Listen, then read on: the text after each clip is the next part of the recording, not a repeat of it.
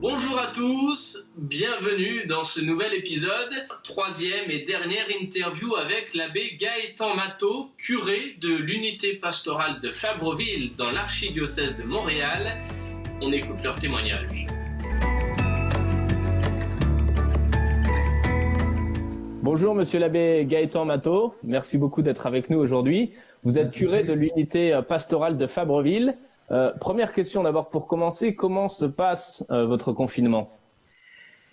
Je pense que comme pour toutes les personnes du monde, c'est pas une situation qui est facile à vivre, c'est une situation qui est lourde, qui devient pénible de plus en plus parce que la solitude devient plus lourde.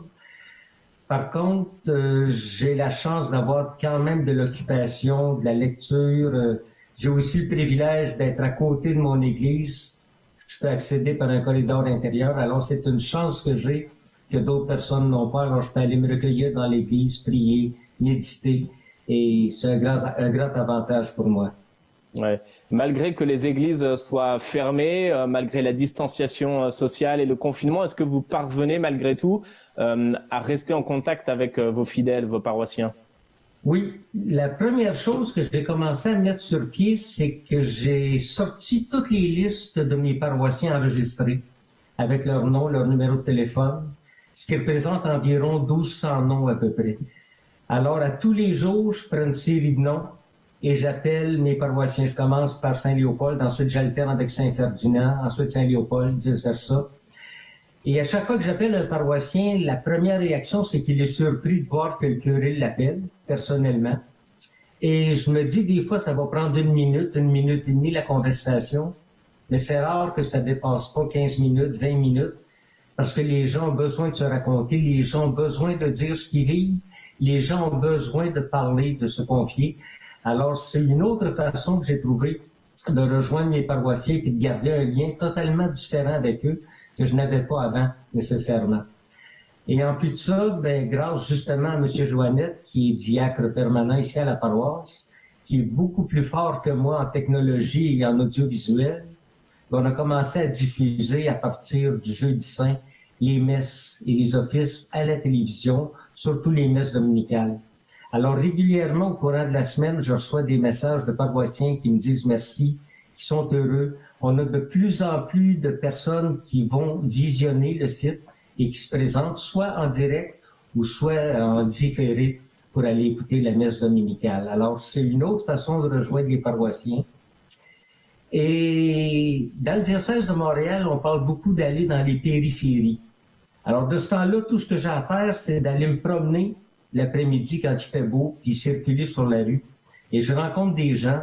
On prend le temps de se saluer, on prend le temps de se parler, on prend le temps d'échanger ensemble, on se raconte. Alors, je trouve que c'est une autre façon de faire du ministère, mais qui est, comment je dirais, ça change totalement l'optique du ministère qu'on avait avant. Il faut être, je pense, créatif et imaginatif pour essayer de garder le lien, de garder le contact avec nos gens. Et justement, qu'est-ce que vous dites ces gens-là, les gens que vous rencontrez soit dans la rue, soit vos paroissiens que vous avez au téléphone? Est-ce qu'ils gardent espoir ou est-ce que vous devez les rassurer? Est-ce que vous avez des témoignages à raconter? Je dois vous avouer que la majorité me disent qu'ils sont tannés, fatigués d'être confinés, surtout de ne pas voir leurs enfants, leurs petits-enfants. Je pense que pour les grands-parents, c'est la plus grande des douleurs, la plus grande des souffrances. Mais oui, les gens se racontent, mais par contre, les gens sont... comment je dirais, mais sont encouragés à suivre les directives du ministère de la Santé parce qu'ils veulent que ça finisse, ils veulent que ça se termine. Et les gens sont quand même remplis d'espérance, remplis de confiance dans la situation et dans l'avenir. Et je pense que les gens font énormément confiance aux autorités sanitaires. Ouais. Est-ce que vous voyez un sens spirituel ou est-ce que vous pourriez nous donner le sens spirituel que vous voyez à ces temps difficiles que nous vivons tous aujourd'hui? Je pense que le sens spirituel qui est le plus grand dans ça, c'est l'espérance. L'espérance chrétienne parce que les gens savent, ceux qui ont la foi puis qui la pratiquent, savent qu'ils ne sont pas seuls. Il y a quelqu'un qui les accompagne. Et ce que j'entends souvent dire de tout ça, c'est que il va sortir du bien de ça, il va sortir du bon de ça, de ce qu'on vit. C'est une expérience qui est pénible à vivre pour les gens, C'est un carême qui ne se termine pas parce qu'on est, malgré le fait qu'on a passé la résurrection, on jurerait qu'on est encore en plein carême. Mais les gens sont remplis d'espérance et ils gardent la foi, ils prient beaucoup via les messes télévisées qui sont diffusées grâce à Ciel et Lumière que vous avez débrouillées. Les gens participent à des réunions de prière virtuelles.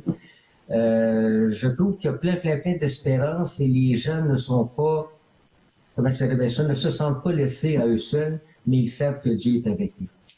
Vous êtes plutôt optimiste donc concernant l'après-pandémie? Quelle est votre vision? Oui, je suis optimiste, malgré que je vous dirais, vous savez, une des grandes facultés de la mémoire, c'est d'oublier. Et j'espère qu'après la pandémie, les mémoires individuelles et la mémoire collective n'oubliera pas. N'oubliera pas parce que si on pense à ce qui se vit présentement dans les institutions pour personnes âgées, que ce soit les CHSLD ou les résidences pour aînés, depuis longtemps, il y a des situations problématiques dans ces institutions et on voit aujourd'hui, en temps de pandémie, ce que ça peut donner de dramatique et de tragique pour toutes les personnes âgées qui sont dans ces milieux. Alors j'espère qu'après la pandémie, on va se souvenir et qu'on va prendre des actions pour être capable et être en mesure de donner la qualité de vie, la sécurité et la dignité auxquelles les personnes âgées ont droit en résidence, que ce soit à domicile ou que ce soit surtout dans les institutions gouvernementales ou privées.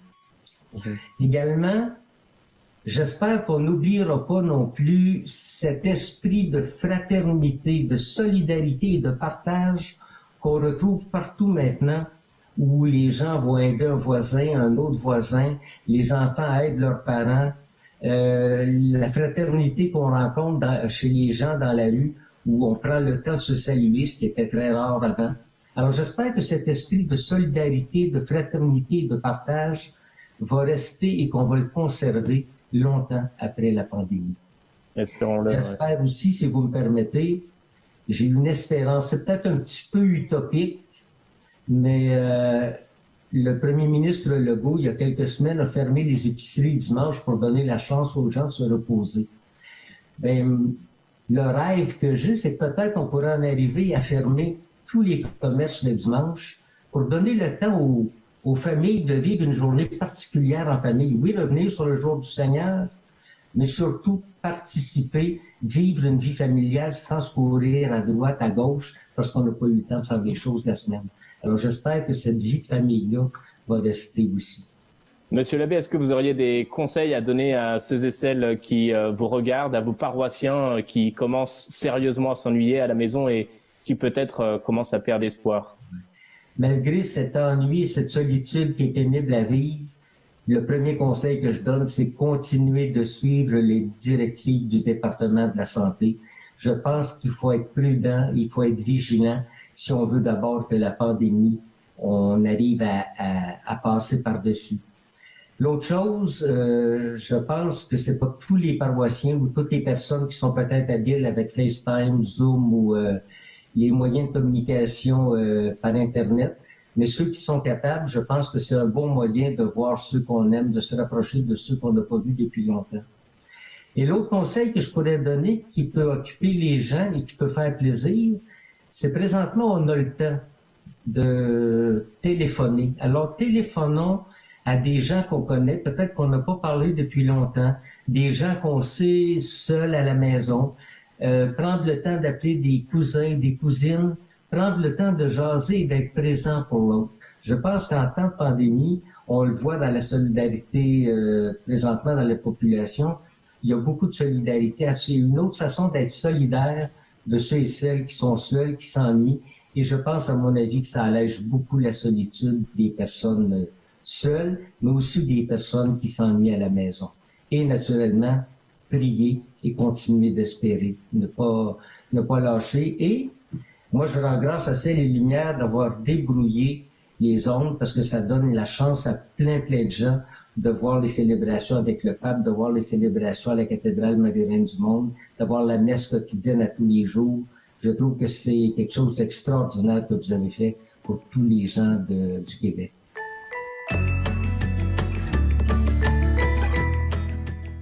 Voilà, c'est tout pour aujourd'hui. J'espère que cette émission vous a plu.